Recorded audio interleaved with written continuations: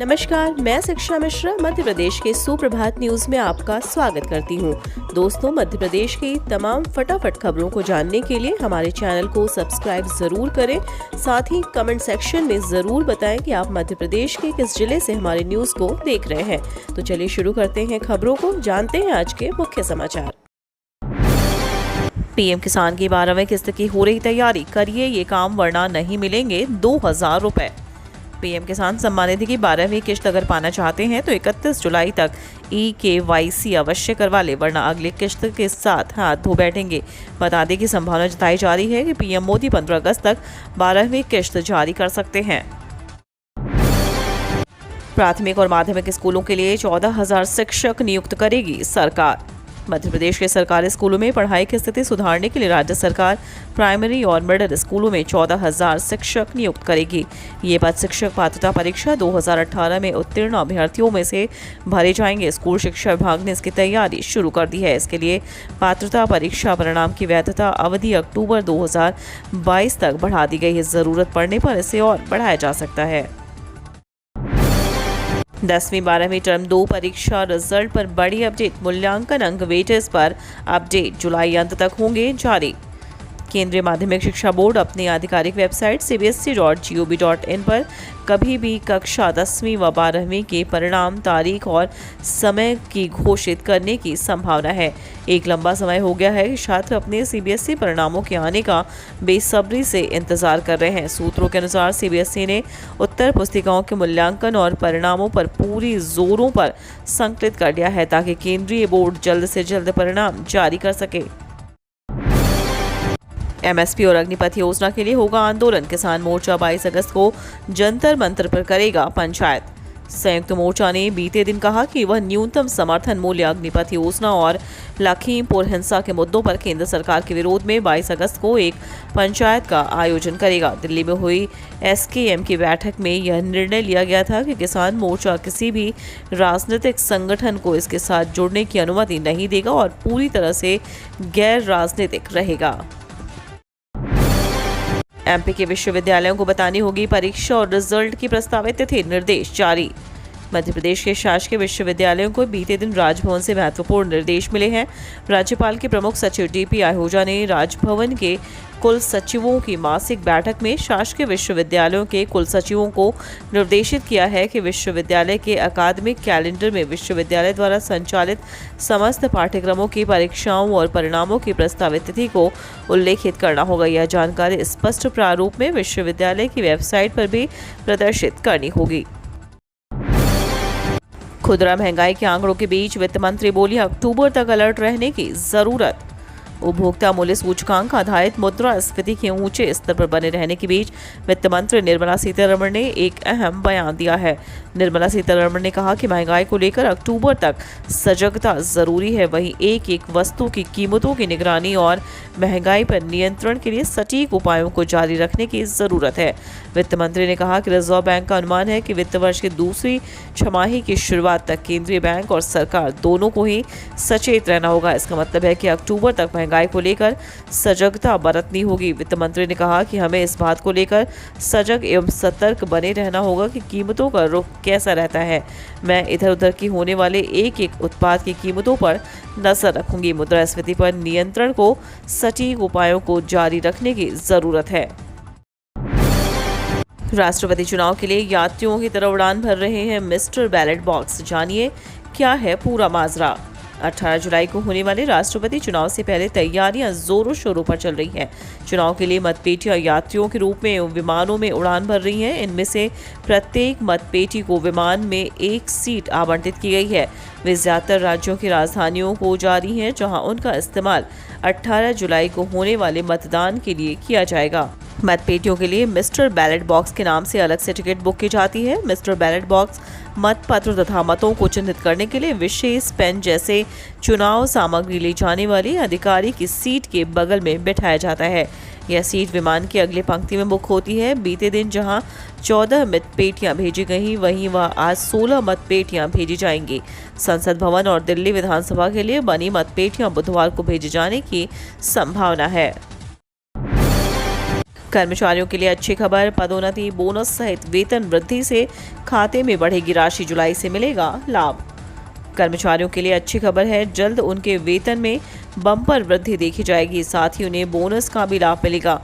Bonus और वेतन बढ़ोतरी के साथ ही कर्मचारियों को पदोन्नति का लाभ भी दिया जाएगा। बेंगलुरु की दिग्गज आईटी कंपनी विप्रो लिमिटेड ने सितंबर 2022 में हर तिमाही से कर्मचारियों को पदोन्नति के साथ वेतन में 10% की वृद्धि की योजना तैयार की है।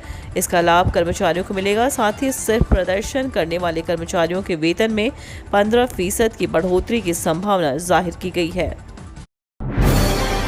ट्रेन की बोगी में होगा मंदिर, जानिए यात्रियों के लिए और क्या होंगी खास सुविधाएं। भारतीय रेलवे में हमेशा यात्रियों के लिए कोई ना कोई नई सुविधा लेकर आता ही है। बेंगलुरु वाराणसी भारत गौरव तीर्थयात्री ट्रेन अगले महीने से यात्रियों की सुविधाओं के लिए पटरी पर दौड़ने लगेगी। इस बात की जानकारी कर्नाटक के मंत्री शशिकला जोले ने दी है। उन्होंने जानकारी देते हुए कहा कि भारत गौरव तीर्थ यात्रा ट्रेन के अगस्त के अंतिम सप्ताह में बेंगलुरु से वाराणसी के लिए रवाना हो जाएगी। शशिकला जोले धार्मिक बंदोबस्त, हज और वक्फ का संभालती हैं। उन्होंने आगे कहा कि तीर्थयात्रियों के लिए रियायती दरों पर 7 दिवसीय यात्रा कार्यक्रम में वाराणसी, अयोध्या, प्रयागराज सहित कई पवित्र स्थलों को शामिल किए जाने वाले हैं। इस यात्रा में यात्रियों को कई सारी सुविधाएं उपलब्ध कराई जाएंगी।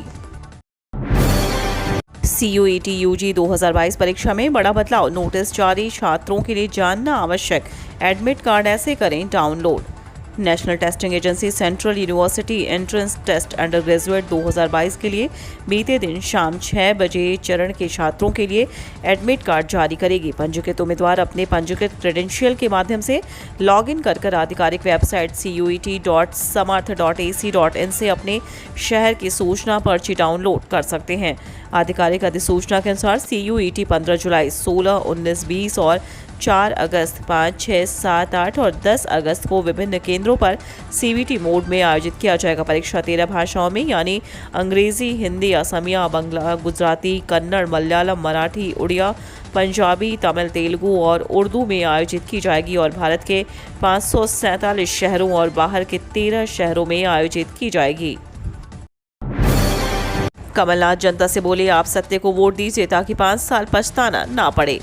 मध्य प्रदेश में नगरीय निकाय चुनाव के अंतिम चरण में बुधवार को मतदान होगा। इसके पहले कांग्रेस प्रदेश अध्यक्ष और पूर्व मुख्यमंत्री कमलनाथ ने जनता से अपील करते हुए कहा कि आप सत्य को वोट दीजिए ताकि 5 साल तक पछताना ना पड़े।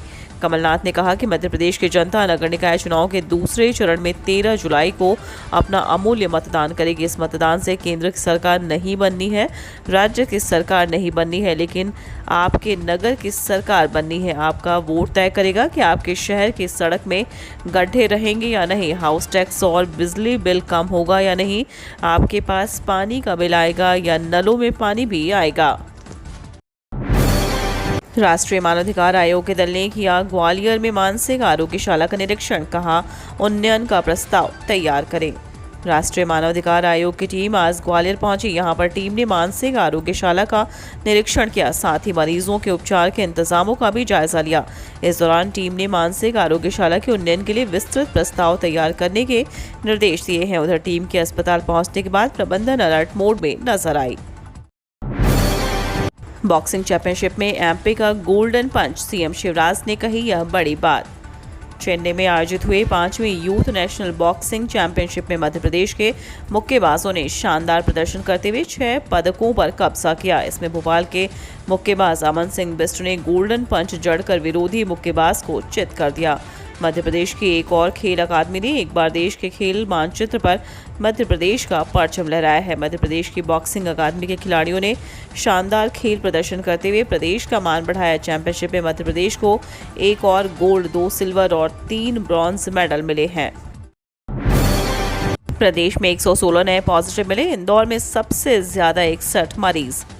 मध्य प्रदेश में कोरोना संक्रमण के मामले लगातार सामने आ रहे हैं। बीते दिन 5157 जांच में 116 नए पॉजिटिव मिले। इसमें इंदौर में सबसे ज्यादा 61 मरीज मिले हैं। प्रदेश के अलग अलग अस्पतालों में संक्रमित संदिग्ध 38 मरीज मिले हैं। इसमें 9 मरीज ऑक्सीजन सपोर्ट पर हैं। प्रदेश में अब तक 10,45,779 लोग संक्रमित हो चुके हैं। इनमें से 10,34,176 ठीक हो गए हैं। कोरोना के कारण अब तक 10,746 लोगों की जान जा चुकी है। बीते दिन 97 मरीज ठीक हुए। अभी तक प्रदेश में 857 एक्टिव केस हैं। मध्य प्रदेश में बारिश का दौर जारी। इंदौर, भोपाल समेत 33 जिलों में ऑरेंज अलर्ट। मध्य प्रदेश में मानसून मेहरबान है। प्रदेश के कई इलाकों में लगातार भारी बारिश हो रही है। मौसम विभाग से मिली जानकारी के मुताबिक इंदौर समेत प्रदेश के 52 जिलों में से 35 जिलों में भारी बारिश हो सकती है। विभागों ने इन इलाकों के लिए ऑरेंज अलर्ट जारी किया है। इधर ग्वालियर, चंबल, बघेलखंड के अलावा मालवा, निमाड़ में अभी भी बारिश का इंतजार है।